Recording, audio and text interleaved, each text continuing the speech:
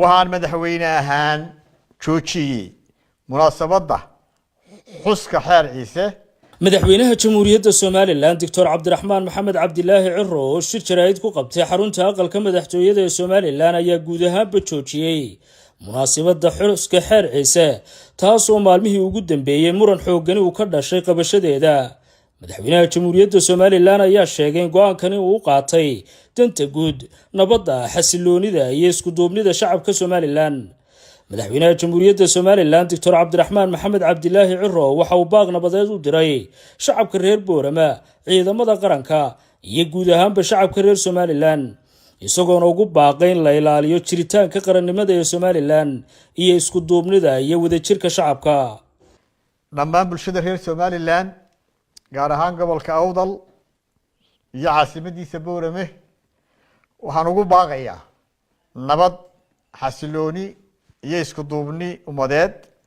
madaxweyne ahaan waxaan diyaar u ahay wax kasta oo dhiigga dadkaygu ku baaqanayo, wax kasta oo ummadaydu ku heshiinayso, iyo wax kasta oo qarannimada Soomaaliland iyo dadkayga dan u ah.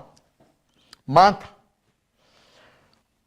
waxaan madaxweyne ahaan joojiyey munaasabadda xuska xeer ciise anigoo ka eegaya danta guud iyo dareenka ummadayda, annaga oo u dhegan nugul wax kasta oo maslaxad guud ee ummadda ku xidhan tahay, iyo inaan dhaawac iyo murkucasho soo gaadhin wada noolaashiyaha dadka walaalaha ah ee reer Soomaaliland. waxaan faraya ciidamada kala duwan ee nabadgelyada in la adkeeyo amniga, khasaare dambana aanu dhicin. shacbigana waxaan ugu baaqayaa inay dareenkooda xakameeyaan. maantana wax kasta waxa iga muhiimsan nolosha ummadayda. ugu dambeyn waxaan ayiidayaa oo aan adkaynayaa gogosha madax dhaqameedka reer Soomaaliland ee isxilqaamay ay u dhigeen beelaha walaalaha ah ee reer Awdal iyo reer Salel. ciidamada nabadda ha sugaan dhammaanba dadka reer Soomaaliland, gacmaha ha isu qabsadeen in la saxo wax kasta oo inaga khaldamaya. waxaana ku kalsoonahay in dadkaygu ka heshiin doono wixii la isku maandhaafay.